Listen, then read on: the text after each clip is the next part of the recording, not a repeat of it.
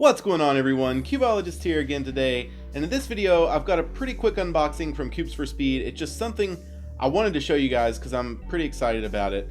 It is their new lube.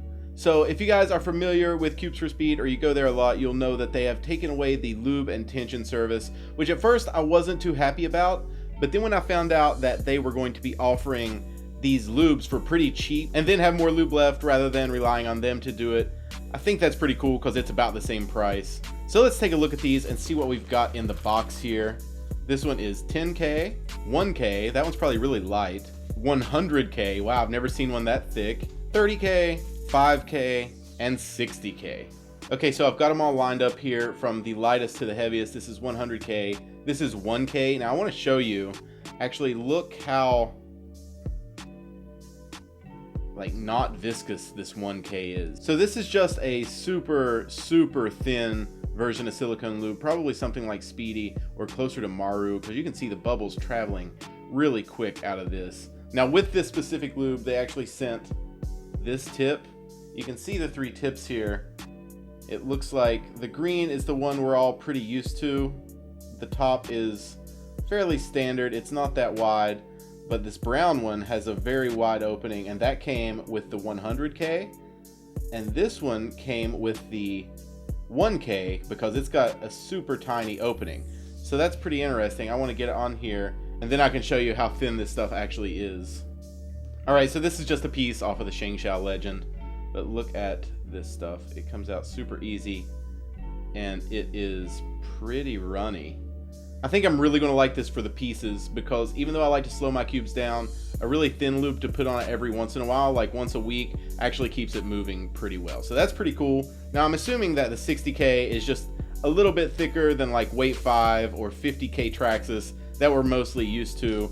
And that goes the same with this 30K and the 10K. But the really interesting ones as far as I'm concerned would be the 1K that I just showed you, this 5K, which it doesn't look very thin, but still, let's put it on that piece and see how it works. Just use a green tip for this. I really think the green tip would be too wide for that 1K, to be honest with you. So let's see here. Yeah, you can feel the resistance there. It feels really thin and I like it. So that actually might be better for the pieces if you don't want it to be lightning fast. Yeah, you can see this is running everywhere. Like I said, it's not as thin as Maru, but it's definitely super thin for silicone. And actually this 5K is really thin. But like I said, just a little bit thicker than the 1K. I might actually like this better than the 1K. So now let's move on to the heavier stuff. This thing blows my mind. 100K silicone lube. So for this stuff, they send you the brown tip, like I said, so we'll put that on there. I'm curious to see if you can even get this stuff out of here.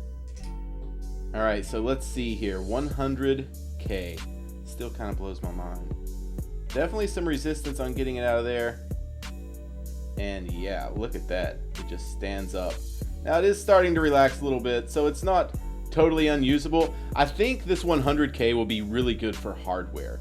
So at a place where you need something really durable that's not going to go away, like on the screws and springs, this will probably be fantastic.